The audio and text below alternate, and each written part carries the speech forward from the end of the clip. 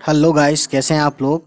और ये जो वीडियो है ये है क्लास फिफ्थ का यू नो हिंदी की बुक है रिमझिम। उसका है ये बात का सफ़र, यानी बातचीत है ना, टॉकिंग जो हम बात करते हैं का सफ़र। सफ़र हिंदी में बोलते हैं यात्रा, उर्दू में सफ़र। ठीक, चलिए इसको पढ़ते हैं। इसमें क्या इन्फॉर्मेशन दी गई है बातचीत के लिए, हम कैसे क्या तरीके यूज़ करते हैं बातचीत करने के लिए किसी दूर वाले आदमी से या किसी भी शख्स से, है ना।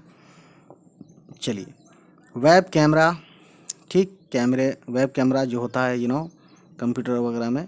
कम्युनिकेटर कबूतर, इंटरनेट, पोस्ट कार्ड, हरकारा। ठीक है। संकेत भाषा, संकेत मतलब इशारा।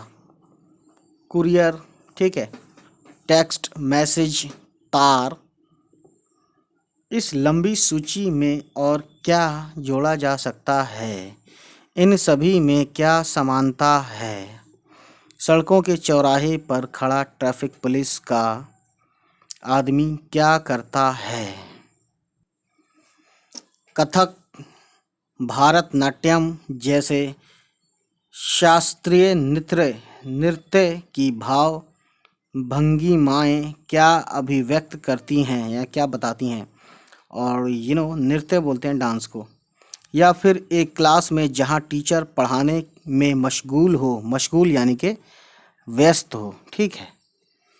दो बच्चे आंखों के इशारे से होठों को हिलाकर या किसी कागज के टुकड़े पर कुछ लिखकर क्या कर रहे होंगे? ऐसा तो हर किसी के साथ ज़रूर होता होगा। अपनी बात कहने की ज़रूरत तो सभी को होती है, तरीका भले ही बदल जाए। रिमझिम के इस भाग में बात है बीते कल की और ऐसे भविष्य की जो बच्चों को रोमांचित करे, यानी अट्रैक्ट करे, है ना। वे दिन भी क्या दिन थे। विज्ञान कथा के प्रसिद्ध लेखक आइजक एसिमोव की लिखी कहानी है। यह कहानी आज से 150 साल बाद के स्कूलों की कल्पना करती है। कहानी कहानी पढ़कर शायद इन स्कूलों को कोई स्कूल ही ना कहना चाहे। कल्पना है ऐसे भविष्य की जहाँ स्कूल में कोई शिक्षक ना हो और विद्यार्थी एक ही हो।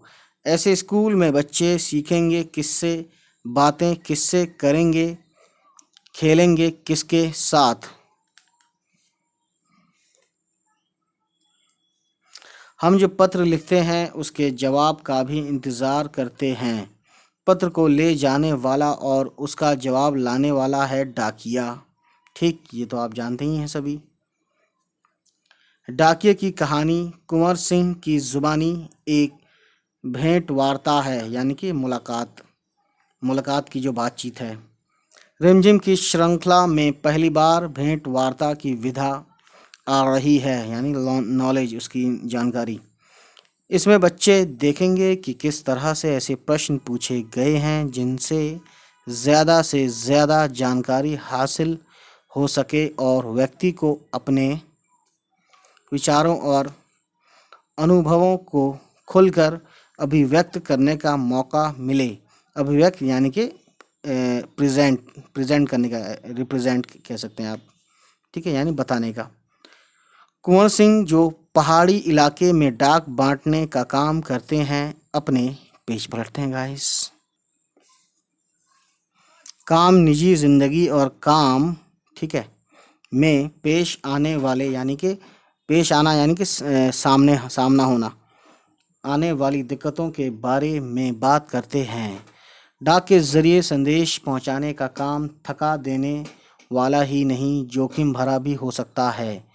ज़रिए बोलते हैं हिंदी में द्वारा। संदेश संदेश बोलते हैं खबर, जो उर्दू का वर्ड है खबर। चिट्ठी का सफ़र एक ऐसे सफ़र पर ले जाएगा जो अतीत यानी कि पास्ट, गुजरे हुए ज़माने की बात चली, अतीत, और वर्तमान यानी कि प्रेजेंट के संदेश वाहकों की झलकियां देगा। संदेश पहुंचाने की ज़रूरत इंसानों को हमेशा से रही है। आज डाक का क्षेत्र बेहद फैला हुआ है। ठीक है।